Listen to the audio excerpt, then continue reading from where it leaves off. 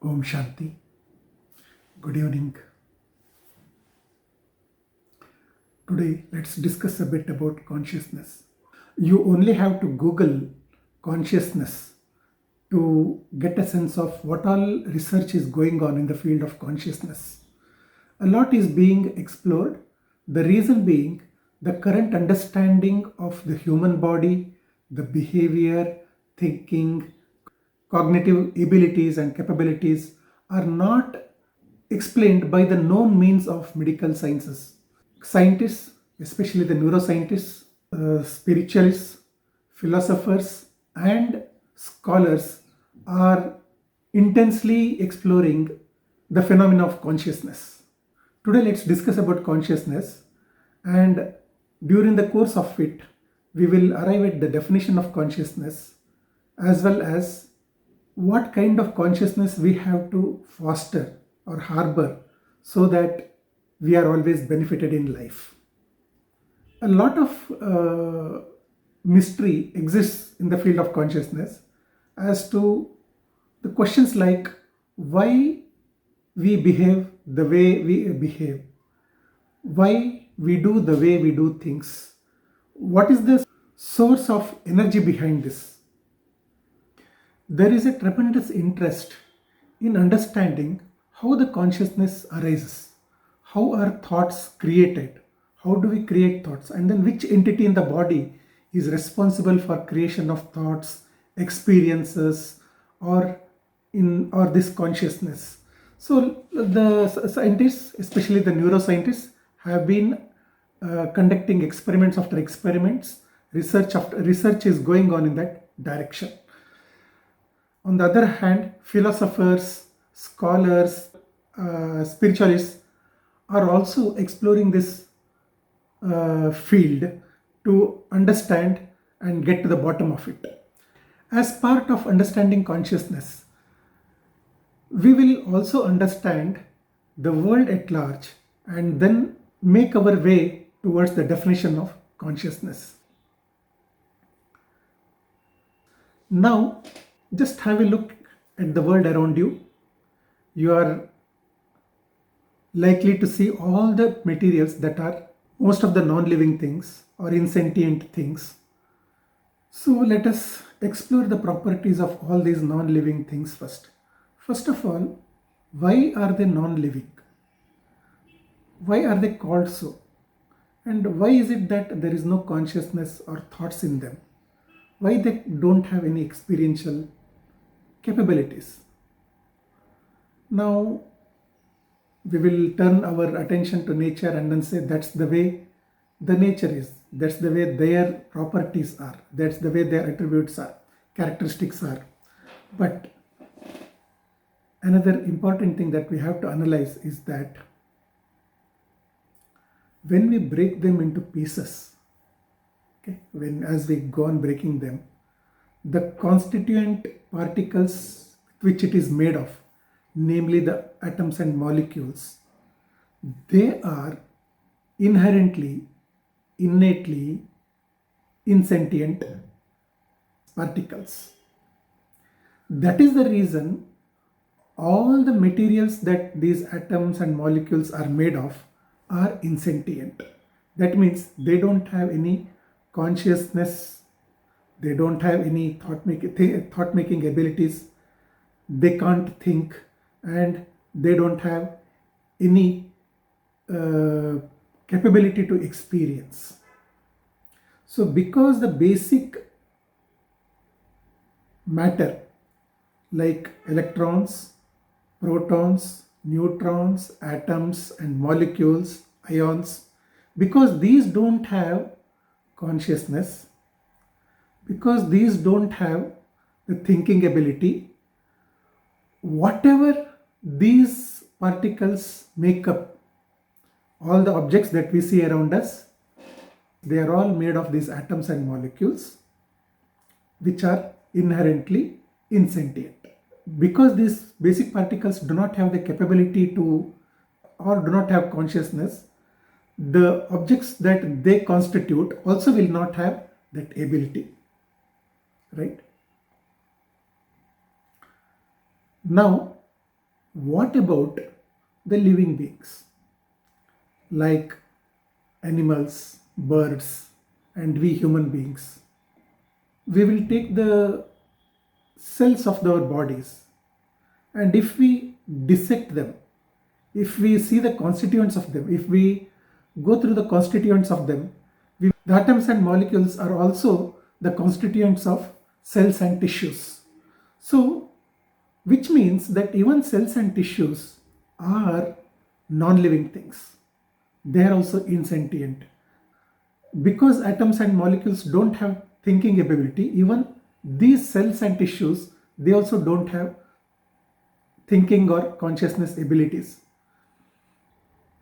What it means is that the basic particles like electrons, protons, neutrons, atoms, molecules or ions, which build these insentient matter or insentient materials, also build these cells and tissues. If you observe closely the cells and tissues, it is nothing but a bundle of atoms and molecules.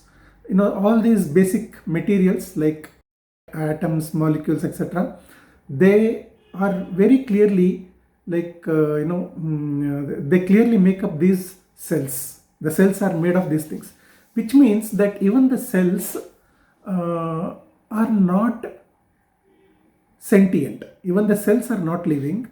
Cells are also as insentient or as non-living as any other materials which we just discussed, like computers, glass, mobiles, etc.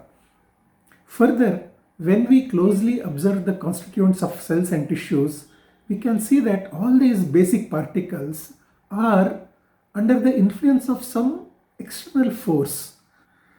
These basic particles are very closely moving and then doing various activities in the cells and tissues, and it appears that they are very much under the influence of some kind of external force. They on their own will not be able to do such kind of activities. It's like all the planets are under the influence of gravitational force. In the same way, it appears that these basic particles are under the influence of some force with which they are closely working. So which means the body, the entire body from head to toe, from brain to skin, and all the parts inclusive, all the organs inclusive, are made of ultimately atoms and molecules.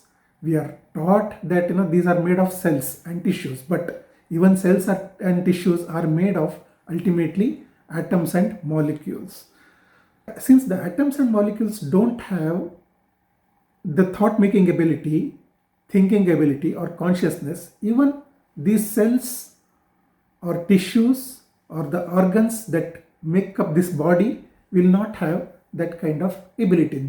Even these organs or cells and tissues will not have thoughts or consciousness.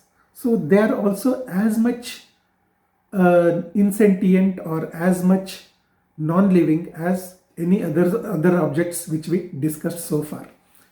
So it means that there is something else other than this body which is responsible for consciousness. Also, we have to keep in mind that there is some kind of force acting. We will also find out what this force is. So, the brain, which also contains nerve cells or neurons, they also will not have the thinking ability, because they are fundamentally made of basic particles like atoms or molecules, electrons, protons or neutrons. So the ones which are made of atoms and molecules by nature will not have this kind of ability. So this diagram, which depicts the part of the nature, it shows that at the bottom of the pyramid we have got basic matter like electrons, protons, atoms, molecules and physical energies like heat, electricity, and many other things. they get converted to earth, water, air, fire, or ether because they are of the same substances, made of same substances. These basic matter can either be materials or they can be cells and tissues which make up the plants kingdom, and they can be cells and tissues of all the bodies of animals, birds, insects, or other creatures, or they can be cells and tissues of the bodies of human beings. So consciousness is not an aspect of insentient.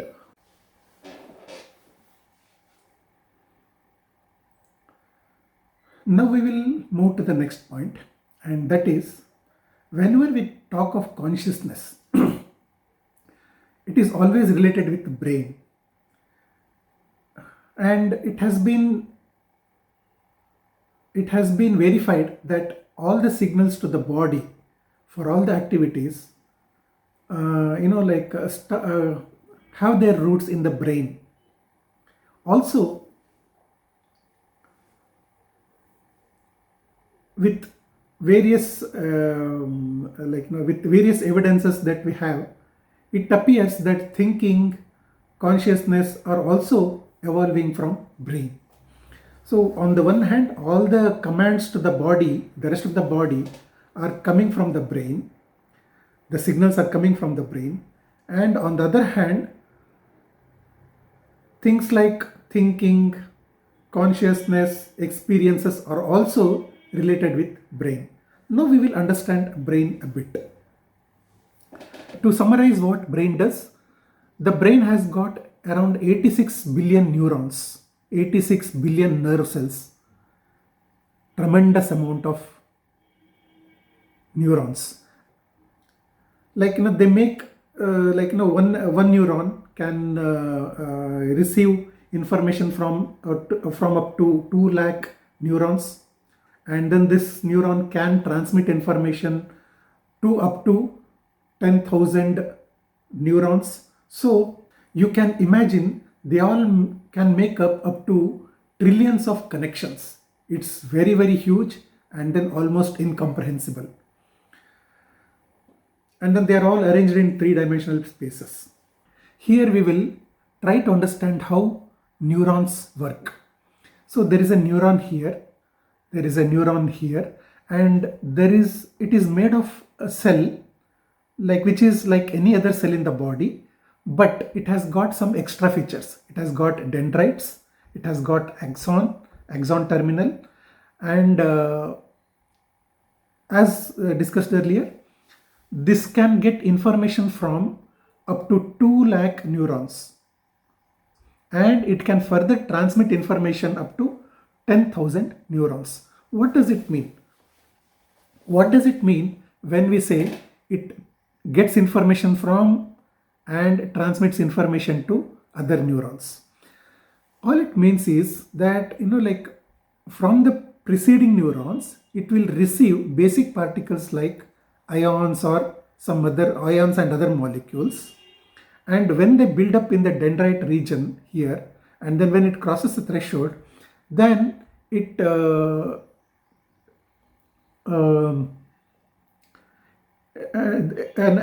what is known as action potential traverses across the axon. So this potential, it's also called membrane potential. It is due to the electrochemical activity in the axon. This measures around 80 millivolts. And that much of voltage traverses across the axon, and then at the synaptic junctions it will it will cause neurons to fire. That is, the ions or molecules from this one will jump to the next neuron. So what it means is, it's all an interconnection of neurons, which in turn are made of only atoms and molecules, ions or other basic particles.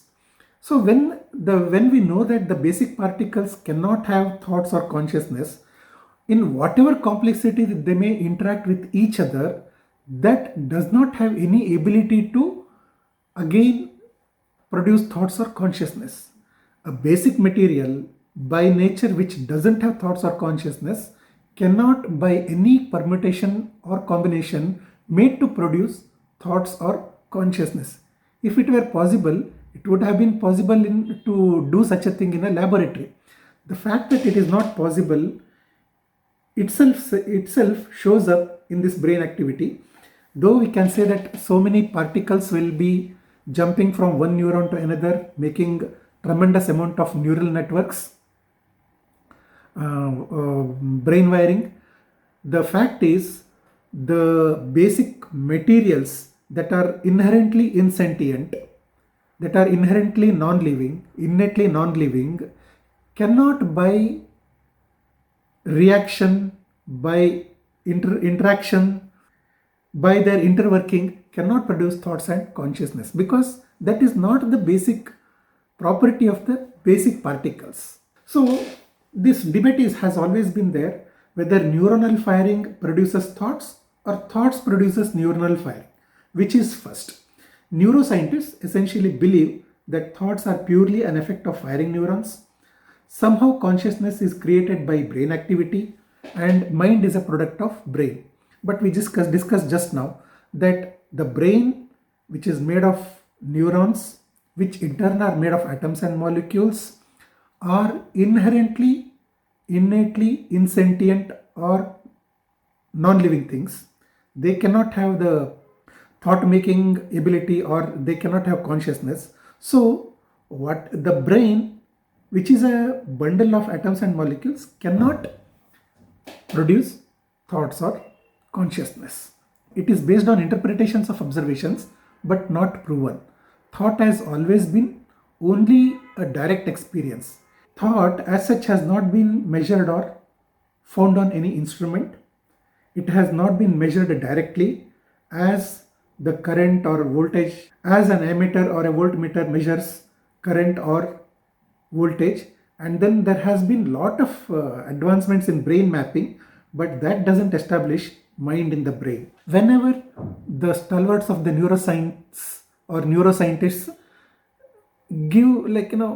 talk about the brain mapping, they use the words like, when you think like this, when you make a thought. Actually, what are they referring to? Are they referring to the brain to create thoughts, or are they referring to some person to create thoughts?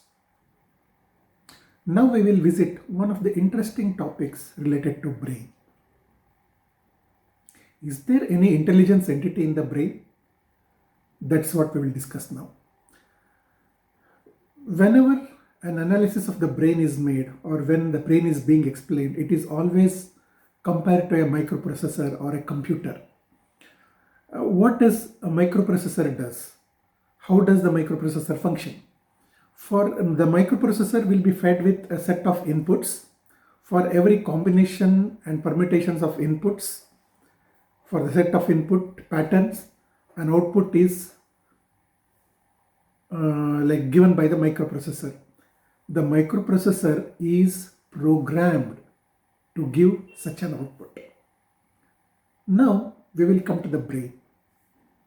The brain will keep getting inputs continuously through the eyes, through ears, nose, mouth, tongue, the skin, and then these inputs will keep coming to the brain. Now, is there any microprocessor like entity sitting in the brain who will decipher all these things and then program the output, or outputs the response? Please think over. This is very deep, because if you say the brain has got all these things, brain has got all the such program, then it means everything has been programmed from birth to death in the brain. Is such a thing possible?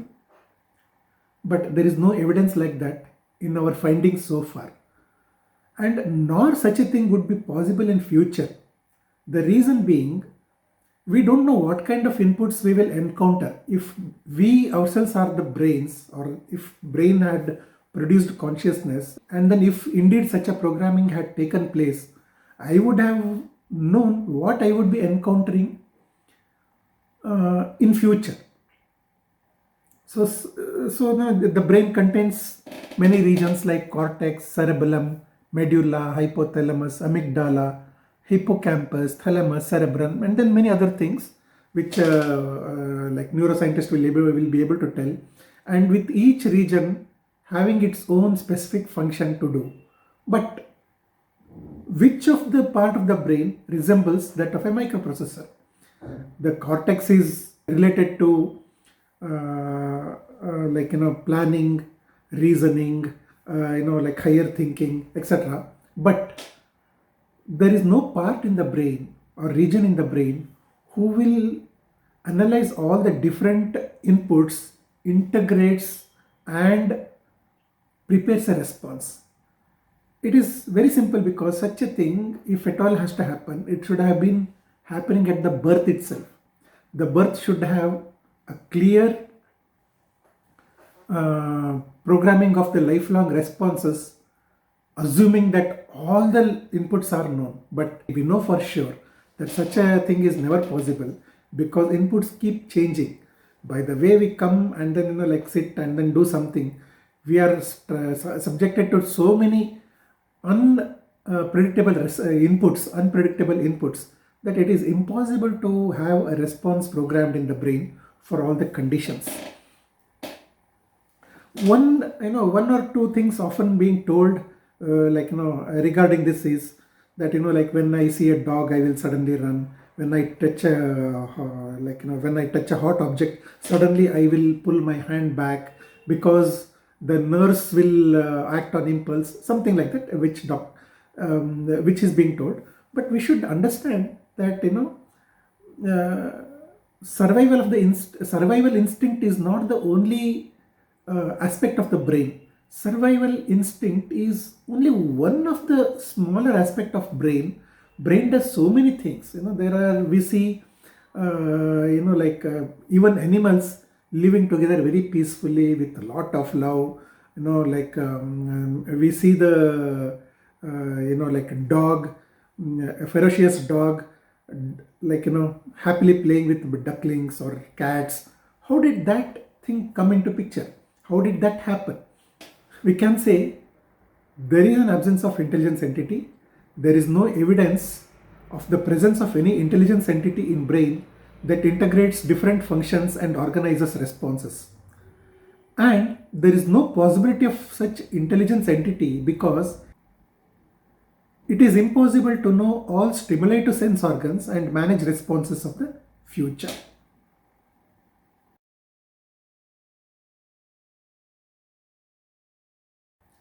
Now we will discuss one of the most interesting aspects of brain as found out by a father of neurosurgery. Dr. Wilder Penfield wrote a book, A Mystery of the Mind, a critical study of consciousness and the human brain. Look at the title, like he was born in 1890s. From 1930s to 1960s, he performed many brain surgeries. During this period, he noted down all his findings and then wrote in this book, and then which was released somewhere in 1972. It has got very interesting accounts.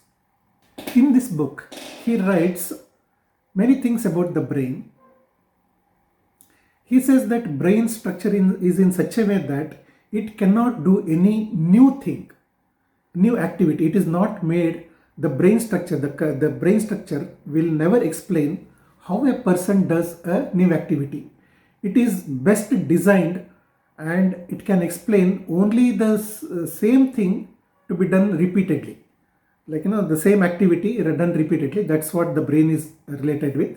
And then he considers how a child is born, and then how the curiosity develops in the child, what makes the child develop that curiosity, and then the aspects like love, peace, and happiness, how that develops in a human being, and how they are attracted by these things.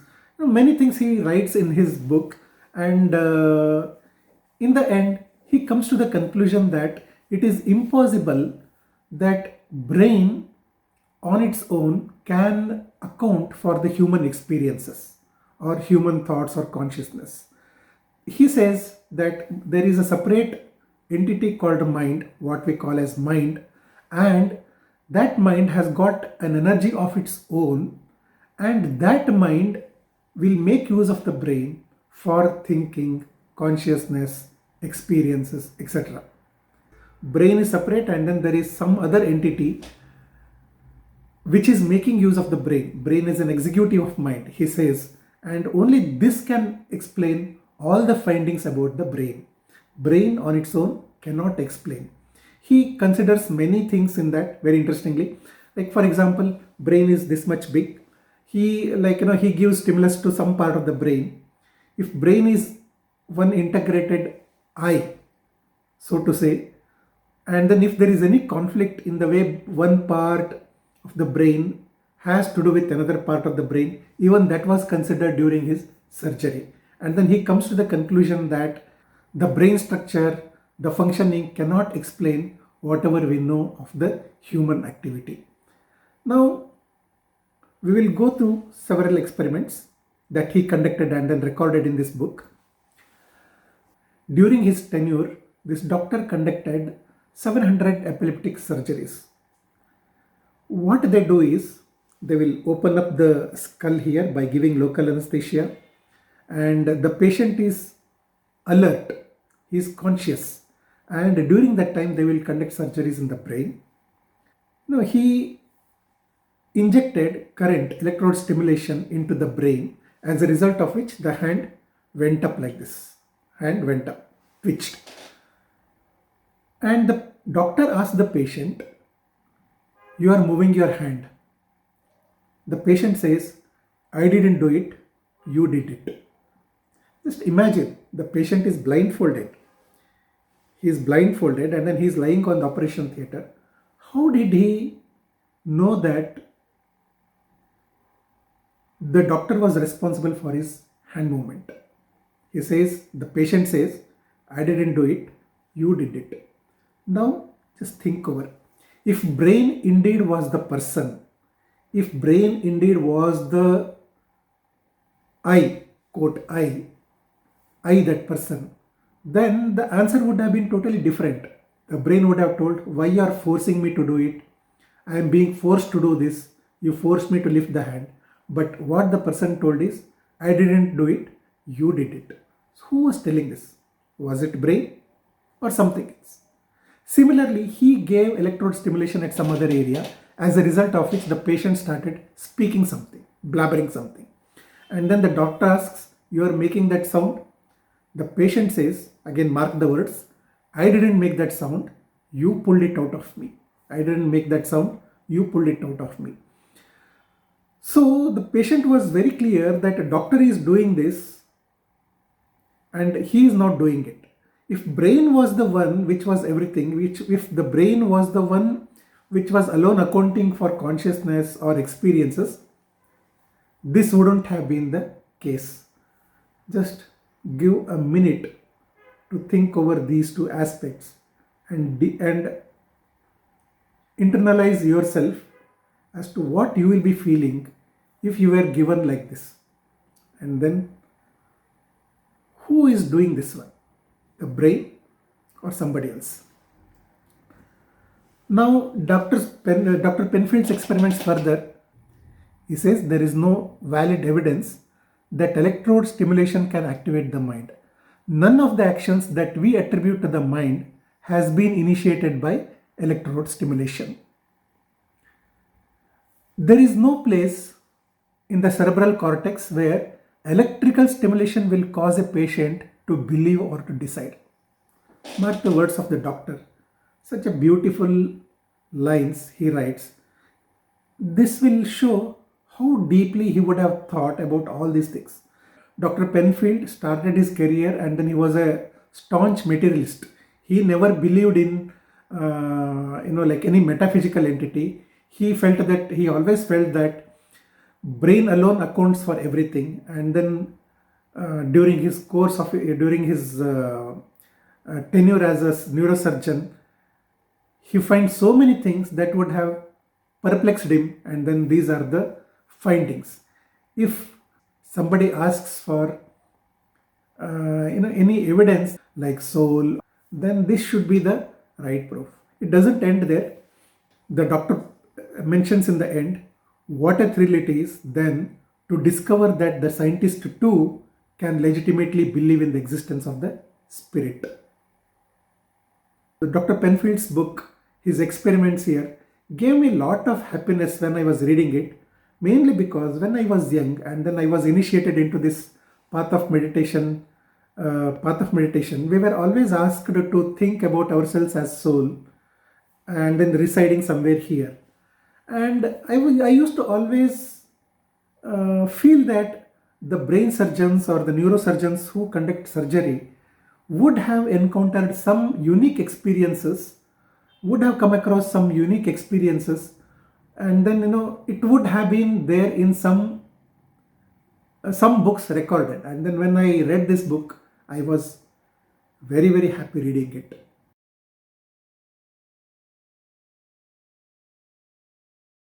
Now we will go through several unexplained phenomena. There is what is called as a random number generator, which keeps outputting random numbers. Please note that this is not a program. It is based on several basic particles coming out of a integrated circuit. Based on that, some random numbers are churned out, and it was such random number generators are placed at different places in the world. They always generate random numbers, but during global events like 9/11 or some other such incidents, like there has been found to be some predictable patterns in the generated numbers.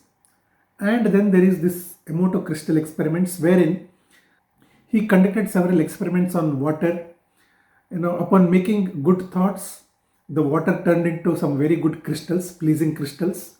But upon making bad thoughts, unwanted thoughts, then negative thoughts, the water gave a ghost-like pattern.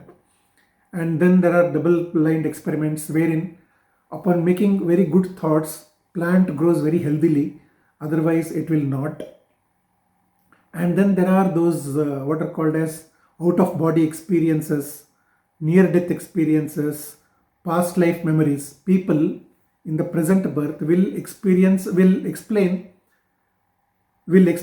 their past life incidents which have been found to be true upon investigation.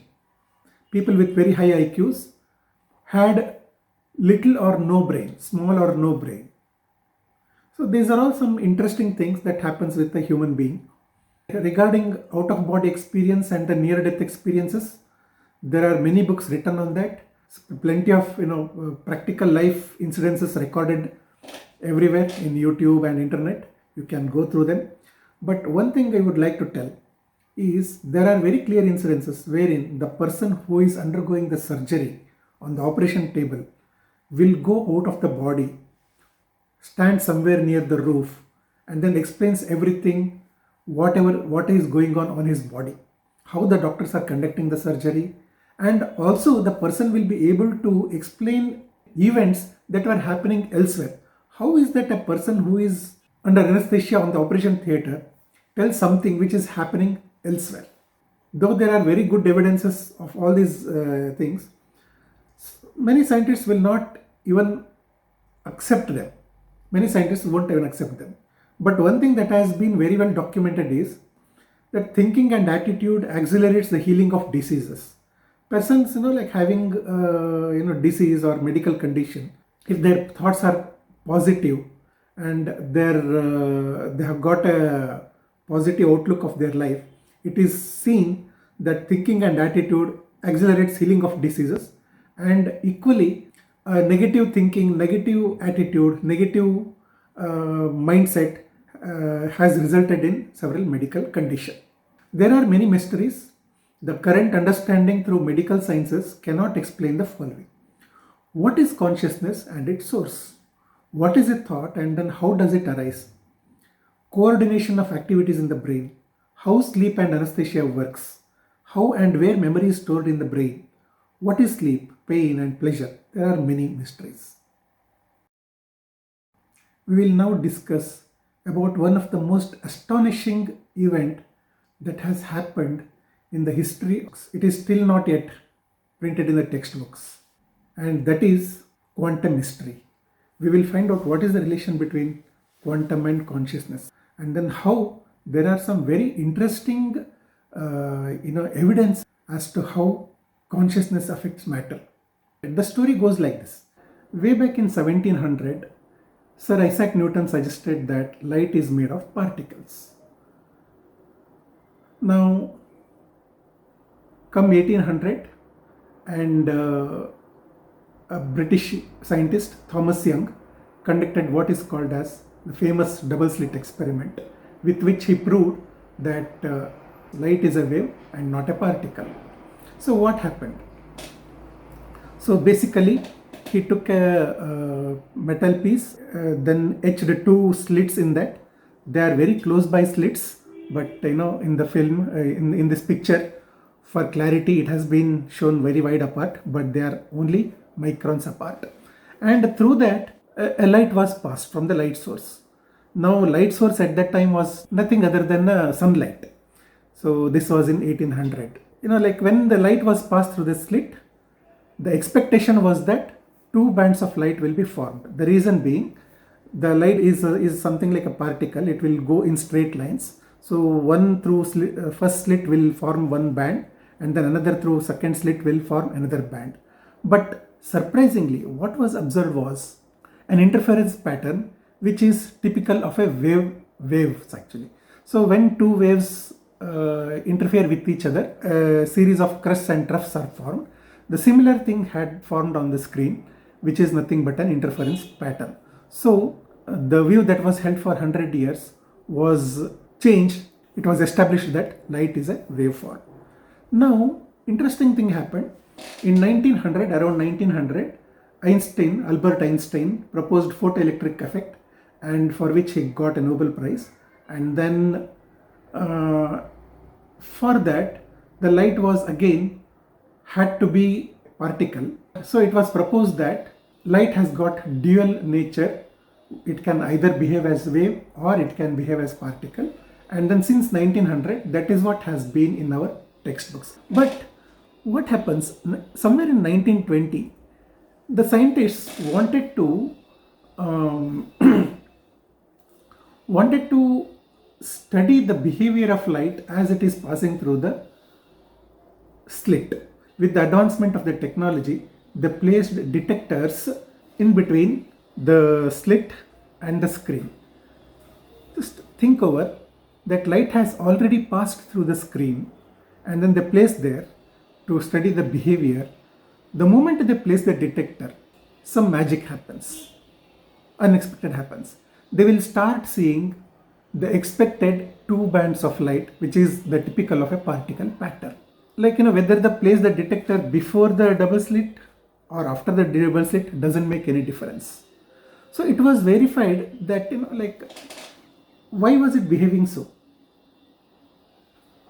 And all the scientists at that time, namely Max Planck, David Bohm, Niels Bohr, von Neumann, and many others, everyone are of the opinion now that consciousness is coming into play. When there is an interest to observe what is happening or to monitor what is happening, at that time particle pattern is seen. But when there is no attention towards that experiment, wave pattern is seen. So this has remained a quantum mystery till date, which has not been resolved yet. Various scientists have tried to prove that there is no consciousness effect, but many of the observations as seen during this experiment have not been explained properly. There are many variants of experiment. The detectors were connected to the magnetic tape to record the events. From the detector, it is going to a magnetic head, which will write onto the magnetic tape.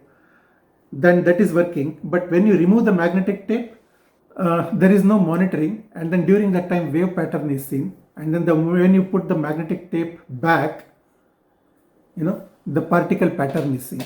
There are plenty of videos and then materials available in internet and YouTube. You may go through, and there are other variants of the experiment conducted wherein a crystal was kept in the path of the light outside after the double slit. Due to that, what happens is light will be split into two. One will fall on the screen, the other one will be detected. When the detectors were used to detect the light, the behavior of light, again particle pattern was seen. When the light was incident on the three reflectors, which reflected and then among themselves, and then both the beams were incident on the detectors, so that you will not understand how the light behaves, because both the detectors have both the lights falling on them. You will not have any way of knowing it. Then interference pattern is seen. So this is the quantum mystery that has remained a mystery all these years and decades. Between 2012 to 2014, another interesting double slit experiment was conducted by Dean Radin. It is there in the YouTube, one can refer to it, where the double slit setup was placed in a closed chamber. It was something like this. There is a laser light. After the filter, it is passing through the two double slit as shown here, and then afterwards it is falling on the camera, CCD line camera. Now, Buddhist monks specifically were identified from all over the world. They participated in this experiment. The experiment was conducted in California. These people were selected from all over the globe. They have to log in, and for the first 5 minutes, they have to think that they are not interested in this experiment. And for the next 5 minutes, they have to think in their minds that light is passing through the double slit. So, like, it was, in short, the observation was astounding. For the first 5 minutes, the laser behaved as a wave pattern, and then for the next 5 minutes, they behaved as a particle pattern. So, this quantum mystery remains till date. So, in summary, what the observation is summarized here. All quanta. See, now you may wonder, what has light to do with all these things? Now, all quanta, it was found that not just the light, even with all the basic particles like electrons, protons, atoms, molecules, and ions, with all the particles, the behavior was the same. That is, all quanta, electrons, protons, atoms, molecules, and ions, they behave as waves when not observed. But when there is any means of observing them, when you try to observe, they collapse into or behave as particles. The question is, why should observation matter at all? Now we can infer that basic matter will be in some random state. Basic matter will be in some random state, oscillating unpredictably in space when not observed. Consciousness is responsible for activities, behavior, movements of all atoms, electrons, ions, and molecules. Observation or attention brings predictability, and the basic particles get organized. Consciousness influences matter irrespective of distance. The effects are significant and long-lasting. This is what we can infer from all the set of experiments. Here is a book by a top-notch scientist, Erwin Schrödinger, who wrote What is Life? The Physical Aspect of the Living Cell with the Mind and Matter, Autobiographical Sketches. Very interesting book. I would just like to reproduce here some 3 paragraphs from that book. What he writes, very interesting. My body functions as a pure mechanism according to the laws of nature. That is one sentence.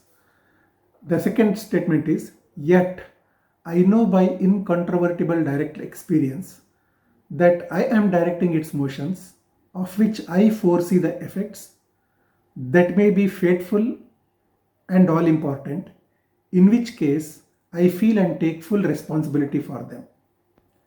In the end, he writes, the only possible inference from these two facts is, I think, that I in the widest meaning of the word, that is to say, every conscious mind that has ever said or felt I am the person, if any, who controls the motion of the atoms according to the laws of nature.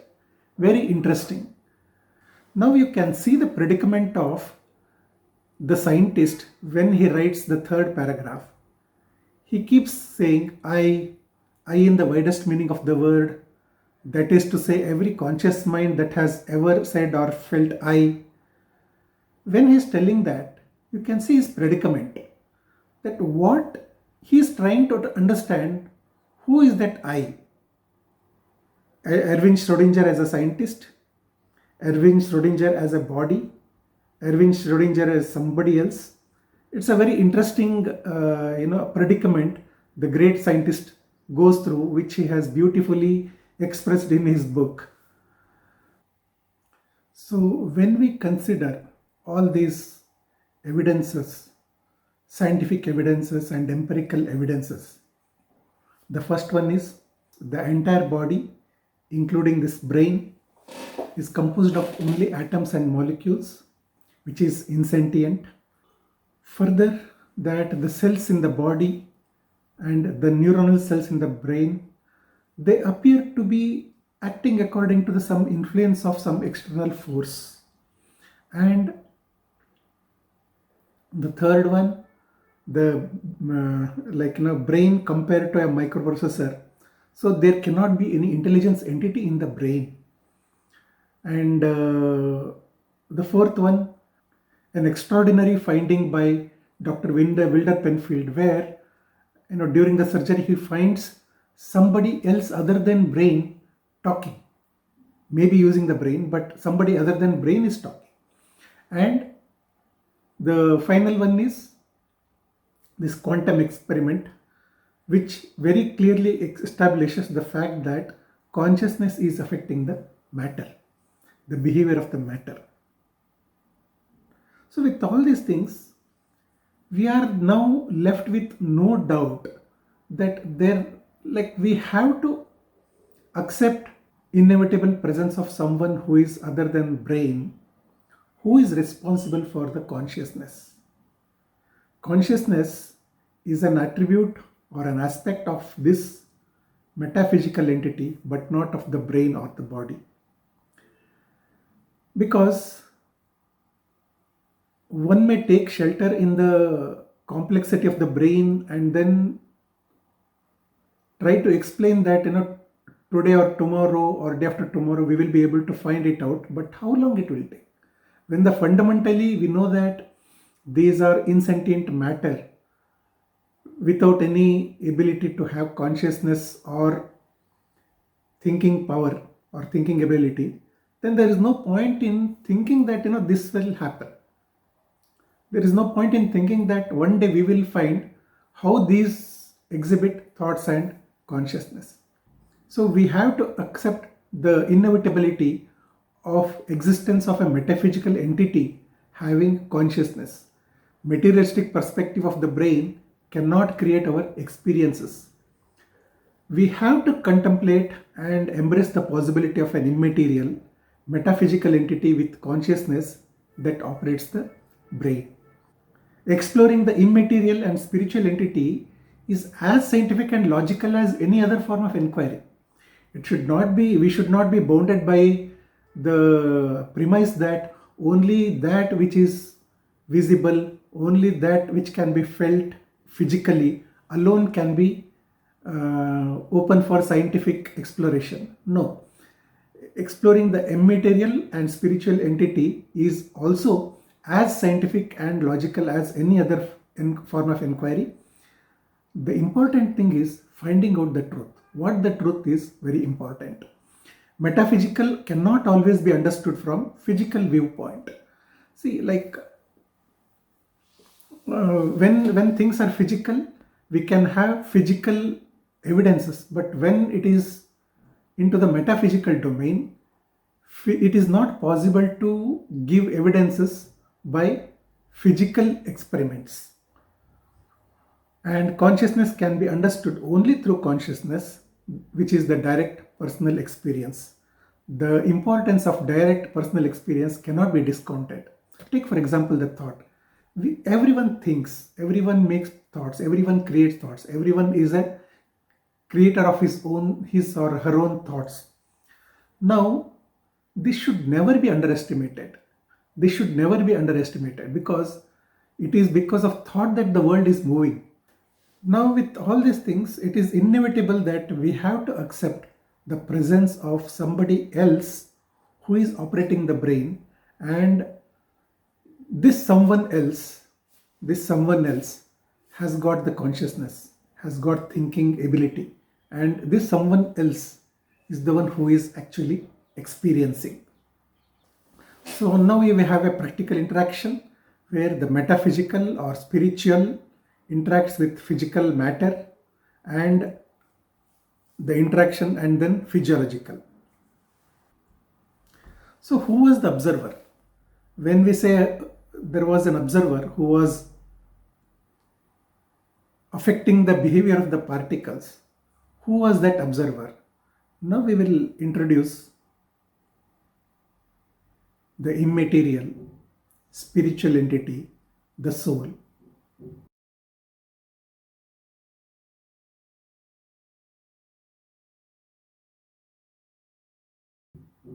Soul is a point of light,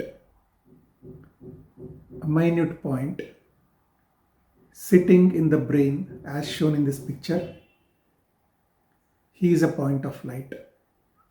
Soul is the one who is sitting in between two eyebrows here and little bit inside, and then operating the body through the brain. Soul was the observer. So whenever we say you or I or he or him or her, the reference is to the soul. So the person is none other than the soul. This is me, this is I, the soul. This is me, and this is I, the soul. Which is the seat of consciousness? Which is the seat of all the thoughts? Soul. Soul is the source, and then soul is the seat of consciousness and thoughts. I create my thoughts here. I see, hear, breathe, talk, and do all activities from this place. I, the soul, am the doer. I simultaneously keep doing something no other material can do. There is a soul in each body, and the soul is the owner. The soul is the one who will create thoughts. The soul is the one who will make decisions. The soul is the one who will perform karma through the body, perform various activities through the body, and whatever actions that have been done get imprinted in the soul as latent tendencies. They form the impressions in the soul. Now the soul creating thoughts, or the soul generating thoughts, sometimes we create thoughts, sometimes thoughts appear in us due to our past actions for some relation. So the ability of the soul to create thoughts is called mind. Thinking is a power of the soul, but this aspect is called mind.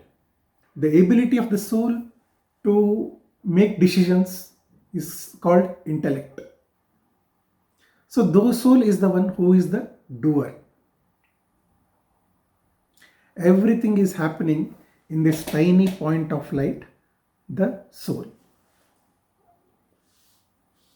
So now we will arrive at the definition of consciousness.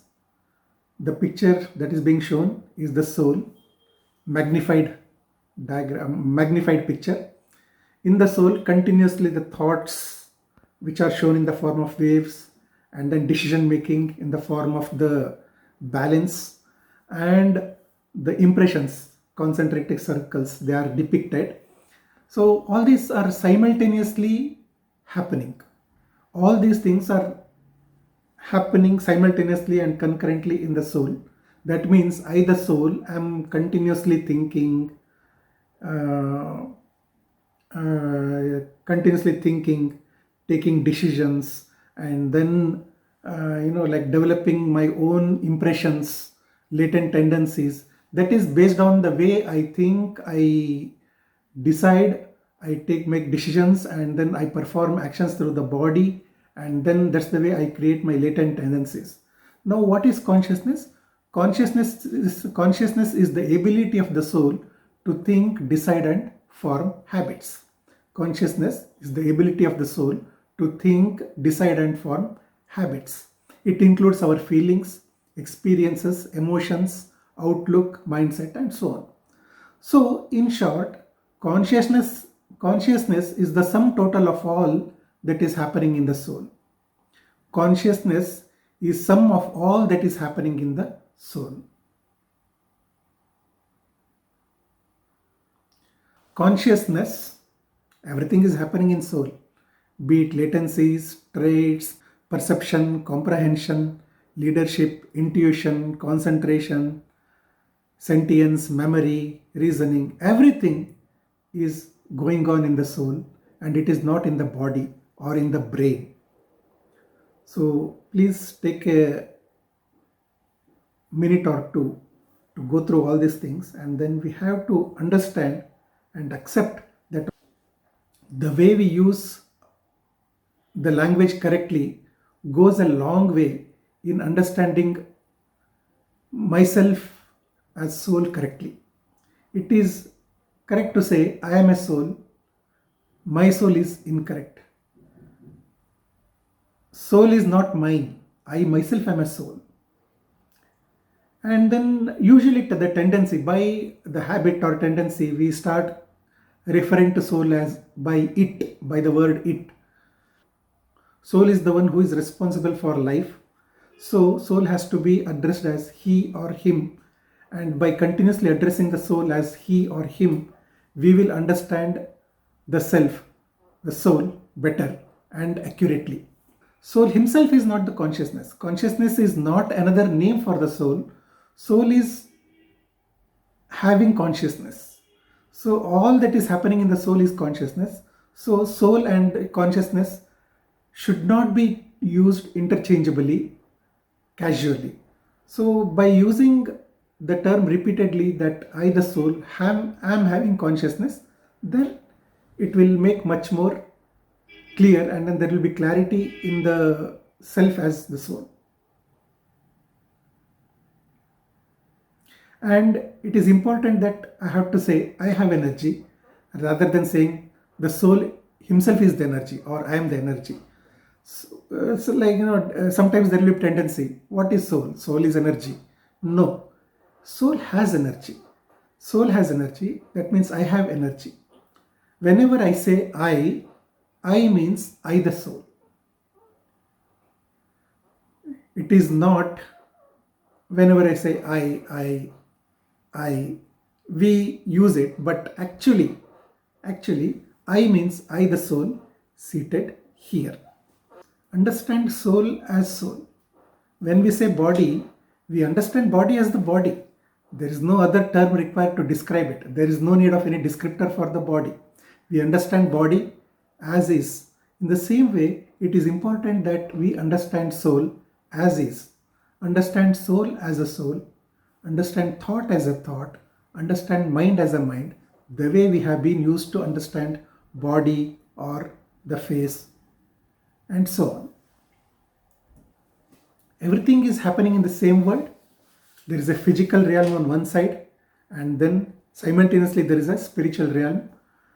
Physical bodies, physical particles, energies, heat, electricity, gravitational, microwave energies, vibrations and radiations, they are all the aspects of physical realm.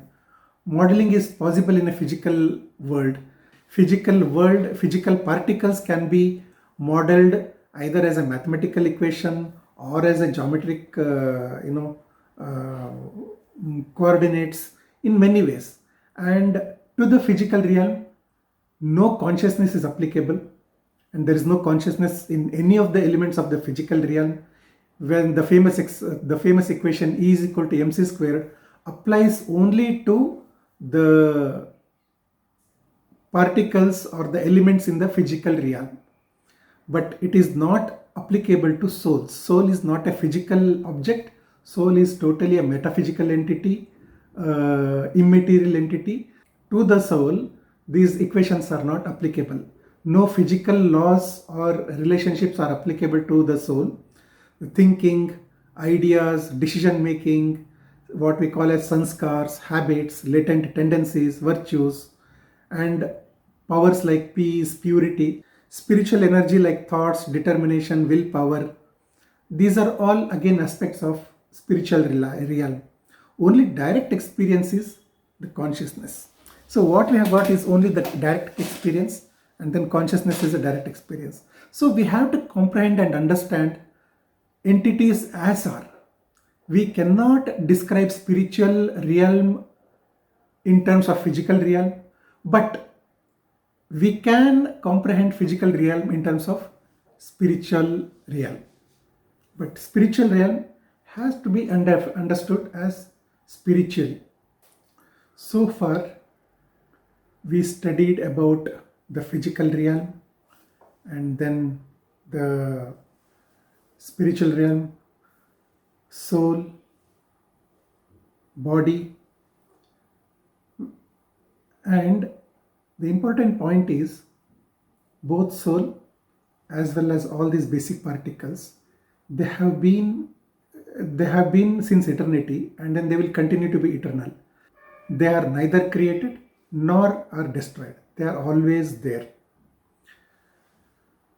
Whereas the basic particles like atoms, etc., they change from one substance to another. They change forms and shape. Soul will only undergo a transformation in his characteristics, in his virtues. Now we will understand how the soul is seated in the brain or in the body, and how the interaction between soul and brain takes place. Brain may be a highly complicated organ, but it is after all a passive one. Fundamental characteristic of a soul is to express himself. Soul always wants to express himself, and that's why he takes a body. He enters into the body.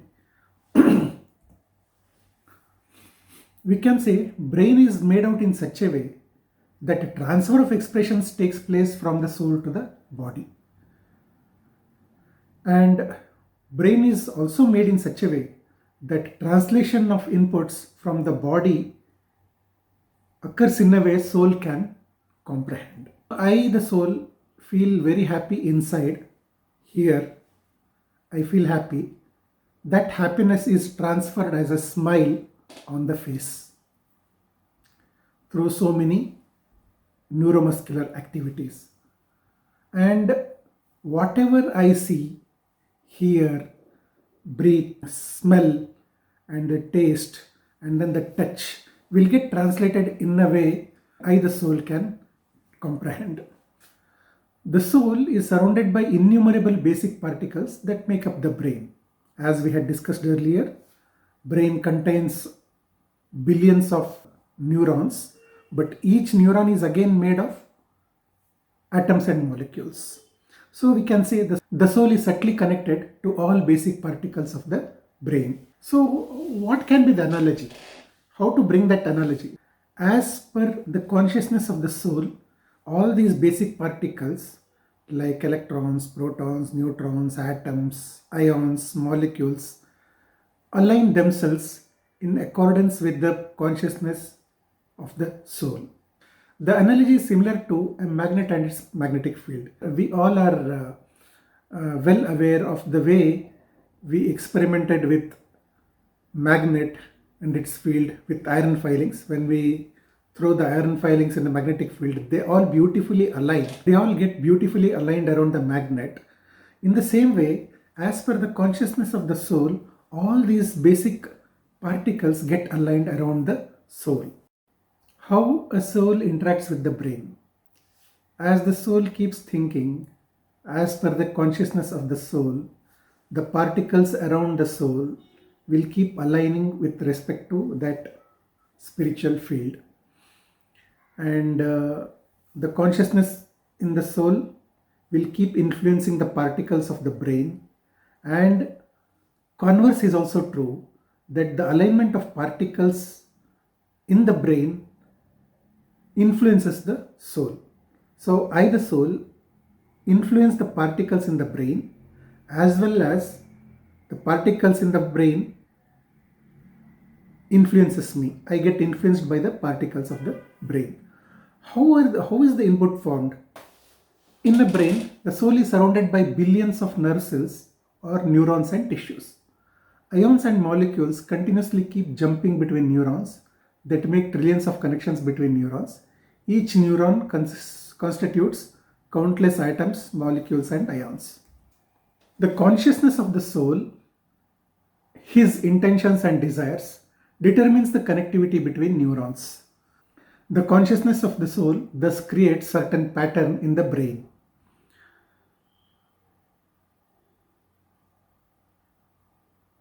This in turn results in the movements of various organs of the body, including expressions on the face through neuromuscular activity. The patterns of particles are formed due to inputs from sensory organs, namely eyes, ears, nose, tongue, and skin. The soul comprehends the information from such patterns. See, it's a continuous process. Consciousness in the soul keeps establishing related patterns in the brain. At a later time, the soul comprehends the same pattern and makes interpretations. It's a feedback, it's a loop back. The time lapse could be in seconds, minutes, hours, days, months, years, or decades, or even more. This explains the dreams, habits, neuroplasticity, OCD, wiring, behaviors, etc. This also explains how a sustained change in consciousness improves the mental health of the person. Some patterns in the brain may change instantly with consciousness. Other patterns may continue to persist even if the soul changes his consciousness. There is a kind of inertia in the brain. The pattern may change after repeated reinforcement of the thoughts. In other words, power or intensity of thoughts and decision or willpower influence neural paths. What is sleep? Like, we have to understand the characteristics of the soul again here. A soul has some unique characteristics or abilities. One of the gifted trait of a soul is his ability to become bodiless even as he is in the body. Even while the soul is in the body, being there, he can withdraw from the feelings of the body and he can get detached. Soul has also got a wonderful capacity to remember and forget. Sleep is a state during which a soul withdraws from the feelings of the body, gets detached and become bodiless. He will be in a state of rest. And then what is anesthesia? Anesthesia is induced detachment of soul from the body. The soul will be in a state of rest. The same is the case with vegetative state or coma. This is a great analogy. Soul is the driver and body is like the car, but the brain is like an engine. So we have to treat depending on whoever has gone bad. If the brain has gone bad, then brain has to be treated. If the soul has gone bad, soul has to be treated. If both are bad, both have to be treated. And then both are good, that's a great condition. But we know very well that there has always been a degradation. Brain may be good, but the soul is bad. And soul is not always good either. So, negative tendencies like jealousies, like revengeful attitude, ego, greed, lust, anger, attachment, these all vices have made soul, like a bit bad, and then the soul has to be treated with something better. Human body, it is an amazing machine with wonderful organs and unparalleled complexity. Of them all, brain perhaps is the most mysterious. Its uniqueness is favorable for the soul to interface. Now think of enormous capability of the soul.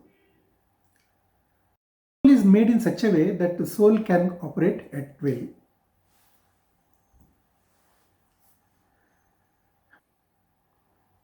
A synonym for soul is life.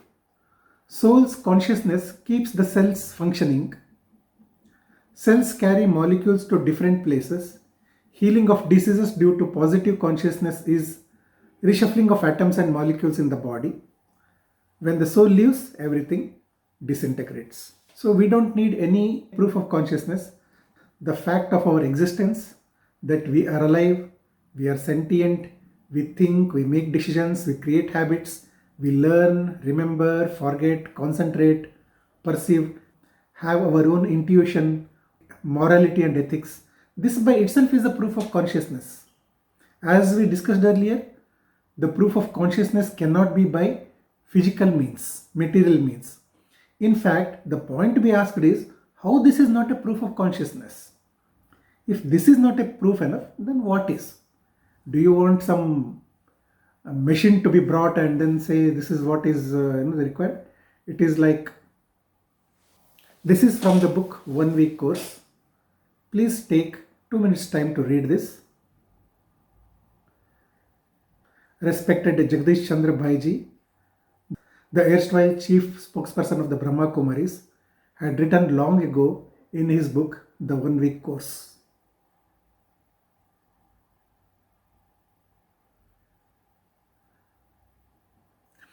The brain is the control room of the soul. The soul employs the brain to control the movements of the body, and it employs as it wishes any one or more parts of it. Brain is the machine by means of which the soul thinks, remembers, receives messages from or gives directions to the sense organs. The brain is the meeting place of all nerves, which carry sensations from all parts of the body to brain, which functions like a control room and makes the body work. It is in the brain that the soul, through the nerves, puts the body to work and experiences physical sensations, pleasure and pain, or happiness and sorrow. But the brain is separate from the soul. Brain is a complex thing made of matter, whereas the soul has the life principle or consciousness.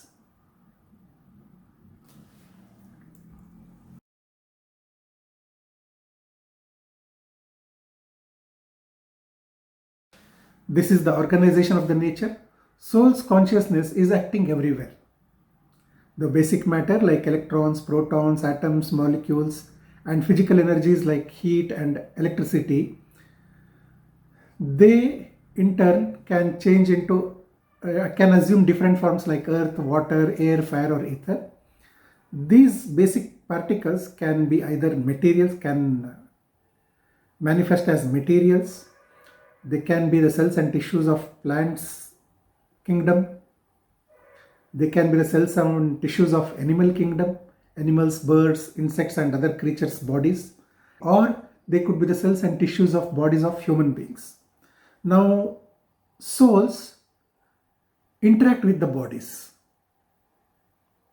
Souls interact with the bodies. So, in other words, souls directly interact with the physical particles, basic physical particles. One can say, I will think I will change my consciousness, I will change my thoughts, and then I will change the way the atoms and molecules align in the body, and then I will cure all my diseases. But it is not always possible. We should understand that the law of karma is always acting. My past consciousness decided the past and present. My present consciousness will decide present and future. Harboring, developing, and sustaining right consciousness is fundamental to what we get and experience. When we say me or mine, it is I, the soul.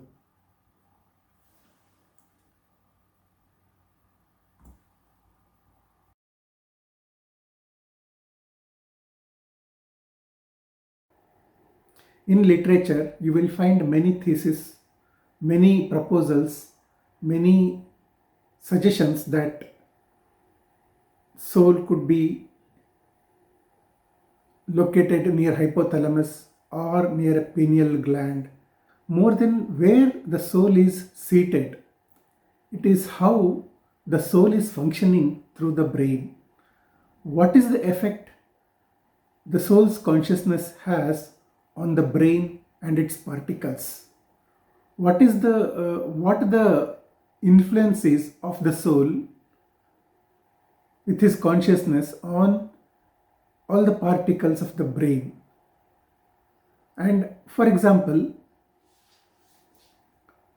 I want to move my hand. My thoughts and desires, my intentions will result in particles aligning in some particular way in the brain, and then it is converted to the neuromuscular activities. In the same way, I want to see something which is there on my left, and then I keep making the thought that I should see there, and then it results in the eyes moving that side or the eyeballs moving that side. So the important factor is how soul results in movement of all the particles in the brain, and through that the movement of these various organs of the body.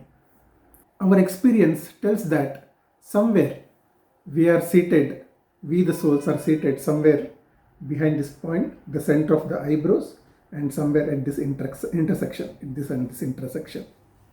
You can feel it. Having learnt about the fact that we are all souls and not these bodies, we are actually a point of light residing here. Now, our consciousness needs to change. Our consciousness needs to change from being body conscious to soul conscious.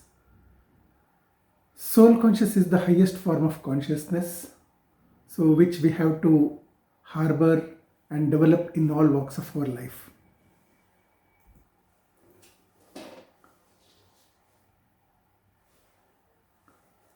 Soul is the living entity. What is soul? Soul is a soul. Soul is the living entity, a sentient point of light who has he has the ability to think, decide and form latent tendencies, ability to operate and drive his body. Soul is metaphysical, immaterial entity. He has all the virtues in him.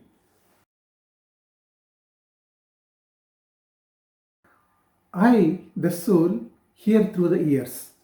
Whatever sound waves will go through the ears and then get terminated in a place in the brain, but it is the soul who in the end will comprehend those sound waves and then make meaning out of it.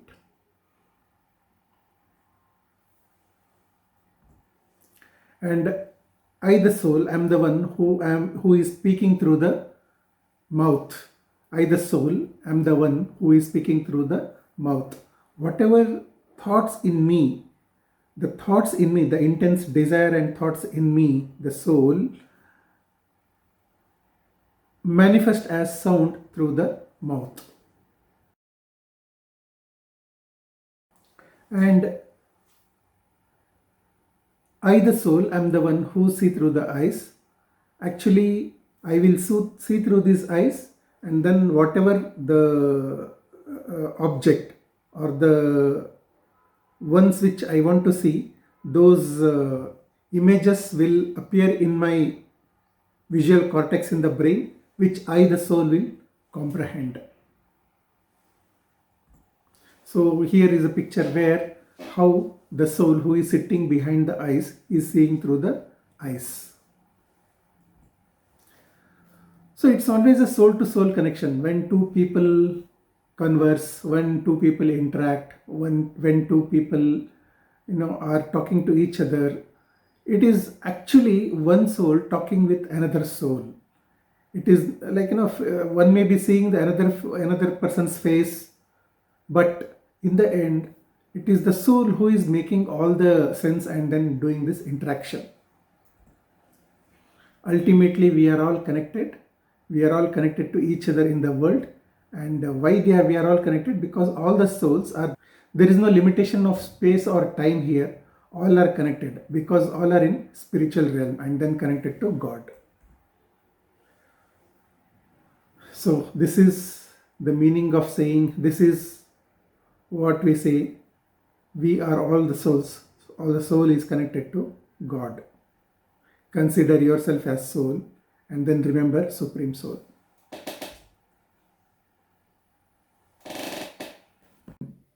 While the physical laws like E is equal to mc squared, Newton's laws of motion, etc. applies for the physical realm, similarly spiritual laws apply to the spiritual realm. So one of them being the law of karma. You will get in return for whatever you do. This is a spiritual law.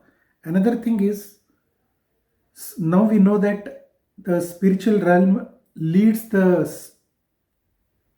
realm of science,